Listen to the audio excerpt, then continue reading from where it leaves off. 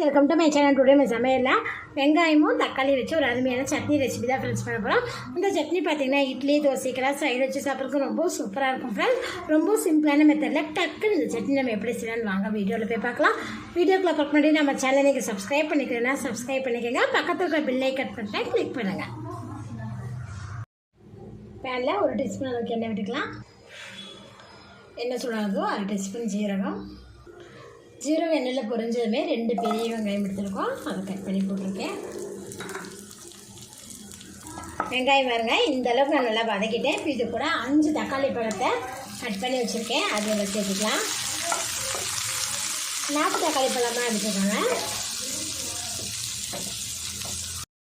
தக்காளியை இந்த அளவுக்கு நான் நல்லா வதக்கிட்டேன். இப்போ இது கூட 1/2 கைப்பிடி அளவுக்கு கொத்தமல்லி தழை இலைகளை இதில் சேர்த்துடுவோம். சேர்த்துட்டு வதக்கி விட்டுக்கலாம். கொத்தமல்லி தழையெல்லாம் சேர்த்துட்டு நல்லா வதக்கி விட்டாச்சு. இப்போ நம்ம ஸ்டவ் ஆஃப் பண்ணிடலாம். இது லைட்டாக ஆறட்டும். ஆறியதுமே மிக்ஸி ஜாரில் சேர்த்துட்டோம். இப்போ இது கூட 1 டீஸ்பூன் அளவுக்கு மிளகாய் தூள் எடுத்திருக்கேன். இது கூடவே ஒரு சின்ன பீஸ் வெல்லம் எடுத்துருக்கோம். மிளகாத்தூள் வேண்டான்னா நீங்கள் வரமிளகாய் கூட சேர்த்திக்கலாம். இப்போது சட்னிக்கு தேவையான அளவுக்கு சால்ட் ஆட் பண்ணியாச்சு. கொஞ்சமாக தண்ணி சேர்த்துட்டு இதை அரைச்சி எடுத்துக்கலாம். அரைச்சி வச்சுருக்க சட்னியை சின்ன கிண்ணத்தில் நம்ம மாற்றிக்கலாம். சட்னி தாளிக்கிறதுக்கு கரண்டி எடுத்துருக்கேன். அதில் 1 டீஸ்பூன் அளவுக்கு எண்ணெய் விட்டுக்கோங்க. எண்ணெய் சூடானது இதில் கடுகு,